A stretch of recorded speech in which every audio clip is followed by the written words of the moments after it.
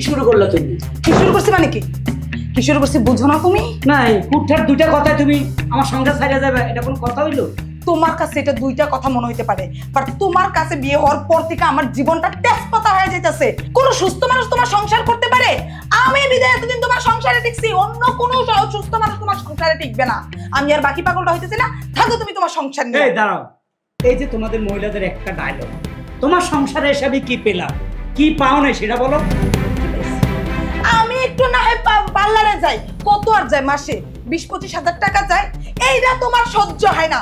মার্কেটে গেলে কয় টাকা যায় আমার? আমি তো খুব দামি মার্কেটে যাই না, খুব দামি কিছু করি না, হয়তো এক সময় গেলে 1 লাখ 1.5 লাখ টাকা যায়। এটা একটা টাকা হইলো তোমার কাছে? তোমার কাছে কি সম্পত্তি কম আছে? এইটা দিতে তুমি আমার কিপটামি করো। পাই টু পাই সিএনজি ভাড়া কত বেশি, গাড়িটা পর্যন্ত দাও না, পেট্রোলের দাম বাড়া, আমার সিএনজিতে করে যেতে হয়। 1.5 লাখ টাকা তোমার কাছে সামান্য টাকা? আরে 1.5 লাখ টাকা ইনকাম করে দেখো কত ঘাম ঝরে। কি বলো এগুলা? আমি তোমার বলি হিসাব করে খরচ করো।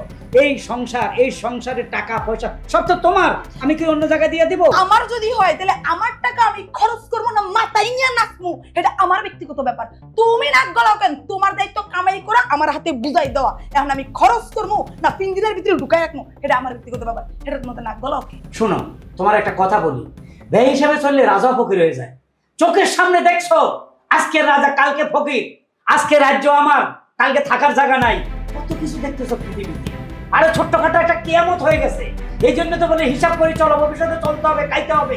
আর তুমি এত তাড়াহুড়া বাইর হও, এই যে তুমি মাথায় ঘোমটা দেন, অশৃঙ্খলা ভাবে চলো, কখন কি আইন পাস হয়ে যায় তুমি জানো? হয়তো অ্যারেস্ট হয়ে যাও।